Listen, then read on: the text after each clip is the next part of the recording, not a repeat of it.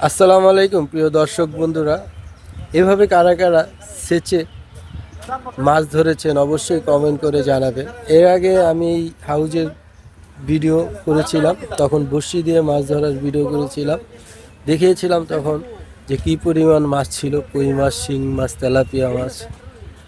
তো সে সময় কি বর্ষা মৌসুম ছিল, তো এখন শীত মৌসুম, পানি শুকিয়ে গেছে। তো অবশিষ্ট কিছু মাছ রয়ে গেছে, ওরা সব মাছ ধরে নিয়েছে। তো দেখুন ওরা কিভাবে হাউজের মাঝখানে বাদ দিয়ে পানি সেচতেছে, তারপরে কিছু মাছ ধরবে। আছে মোটামুটি ভালো মাছই আছে। আসলে এভাবে মাছ ধরার আনন্দটাই অনেক আলাদা। আমি যখন ছোট ছিলাম আমিও তখন এই হাউজে এইভাবে মাছ ধরেছিলাম, এটা অনেক আগের কথা।